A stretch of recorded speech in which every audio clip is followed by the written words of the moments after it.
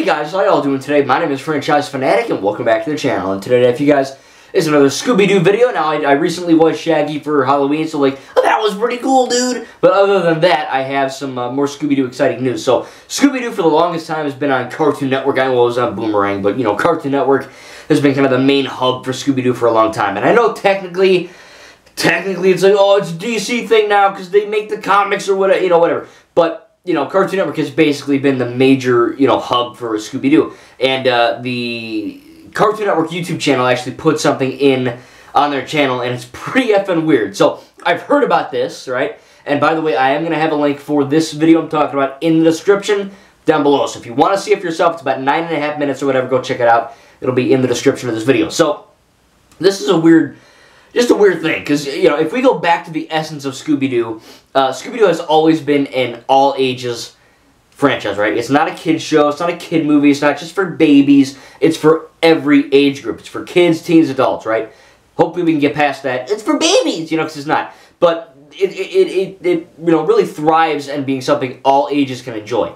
And yeah, I know the DC movies were a little more, or the DC comics are very mature, they're very more adult, and there's like a pup named Scooby-Doo, so some more kid-oriented, but a majority of Scooby-Doo is for everyone. And this video is kind of weird because it's based off of the Blair Witch movie, which I have not seen, but it is an R-rated film that is not for children or teens, unless you're, I don't know, rebellious or your parents are different, I don't know, mine, R means adult, but basically, it's very strange because it's a movie I haven't seen, but it's a very weird thing to even do with Scooby-Doo, you know what I mean? It's just like, oh, let's have the Mystery Machine kids, Fred, Daphne, Velma, Scooby, whatever, they go in the woods looking for the Blair Witch, or they go looking for something, right?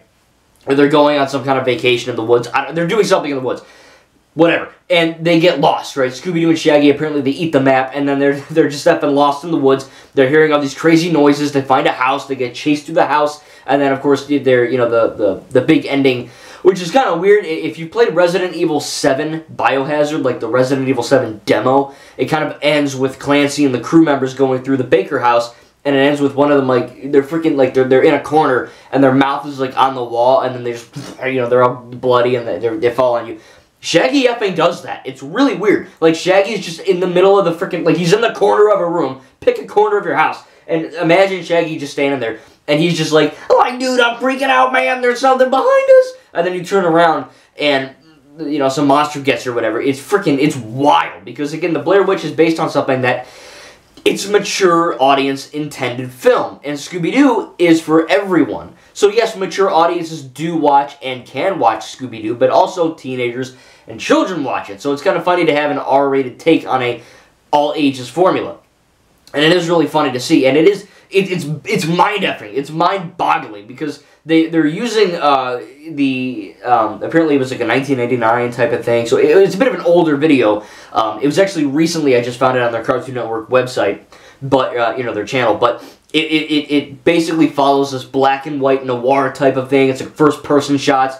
It's not the best made. Again, it's in the description if you want to watch it. It's really not that well made, in all honesty, but it is different. Again, it's got that POV Scooby-Doo first-person shots. You've got some crazy stuff where, you would see, Velma, putting a tent up in the video, and you don't see their animated hands, or, you don't see, a wide shot in third-person Velma hitting the whatever. It's like a first-person shot, like a first-person game, like a cutscene, and Velma's, effing doing something with the leaves or whatever, but you don't see their hands, so it's kind of weird. Fred opens a map, and it's just it's just magically opening, There's one thing where Scooby-Doo has a bunch of Scooby snacks on the ground, and you see Scooby's paw hit it, and you see the interaction with the real live-action Scooby snacks compared to an animated hand. So they do some kind of cool, techniques in there, but it's really weird. The animation style of them is really bad and wonky. The way Velma talk, their mouths move in really weird ways, and oh, it's old. Well, the Scooby-Doo even in the 60s had better animation than this video. So I get it. It's a one-off, spin-off Cartoon Network thing. I understand that, but it's just really weird that they would hey, let's take the Blair Witch Project and make Scooby-Doo out of it. And a lot of it is family-friendly, of course, but some of it's, actually pretty effing weird. They go in this house, and, there's this jump scare of this guy, and then, they're running in the woods, and it's just, a scene of them getting lost, and Fred's, pissed off, and he's yelling at Daphne, and Velma's getting chased through the woods, some shit's chasing her, she's going crazy. It's nuts. And then, of course, like that weird Shaggy shot at the end where he's just kind of standing in the corner all creepily. It's weird for sure, but it's strange that they would do that. You know what I mean? Because it's not that well made, if I'm being honest. Again, there's some unique things in there, like I said, the live-action cartoon integration, but a lot of it is just kind of wonky. The way they animate the characters, the way they move. And then, of course, the way the movie effing ends is just crazy. It ends with Shaggy in the wall. Scooby, some monster jump scares them. They all freak out. And then it shows like not a milk carton, but like a wanted thing, or like a missing persons thing. And it says, it's got Shaggy, Scooby, Daphne, Fred, and Velma all on a missing person thing. It says, oh, we were able to find the van, but we can't find the people. And that's like the most distressing and scary effing thing that a kid or me could hear. You know what I mean? It's not like I cried, I'm not a baby. But it was kind of unnerving, because Scooby-Doo has always been fun. And, they dabble into horror, but it's normally a guy in a costume, and it's a thriller mystery thing, right? It's not actually like hardcore horror, because it has to appeal to everyone. So with that, they kind of just screw the kids and teens, I guess teens, whatever, screw the kids, because they go, oh, everyone's missing and they're probably dead. It's like, oh, okay, that's fine, that's cool. Like, remember when Scooby-Doo on Zombie Island came out? That's probably by far my favorite Scooby-Doo movie ever. I've seen a lot, and, it's just the monsters were real, it was more mature in their storytelling, more edgy, and it just felt more sincere, and they still had the comedy and all that, because that's what Scooby-Doo is at its core. If you get rid of the comedy, what's the point? But a lot of it is kind of more, I guess, desolate in nature, in terms of their theming, and with this, it was just kind of strange that they're like, let's do another one of those, but worse. Not only in terms of quality, but also let's just end this off with a missing persons case, and like, they're probably dead in that house.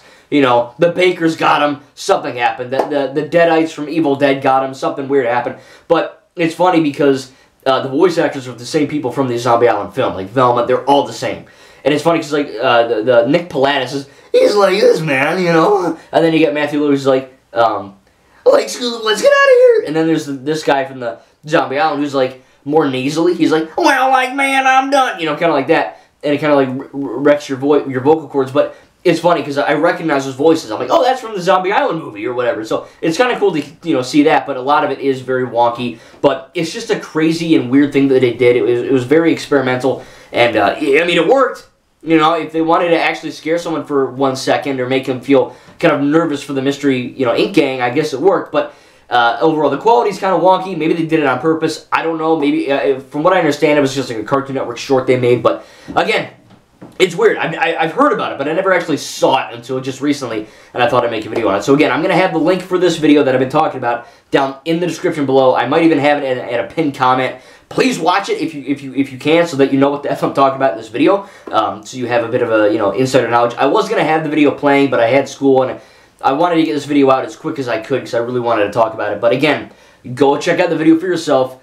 It's in the description below, and probably pinned comment, I don't know, look for it. It's somewhere, alright? It's definitely in the description. But I really thought it was kind of interesting that they did that with Scooby-Doo, and, it's good, if anything. I mean, it's Scooby-Doo being different. And a lot of people are, complaining that, oh, Scooby-Doo's the same every time.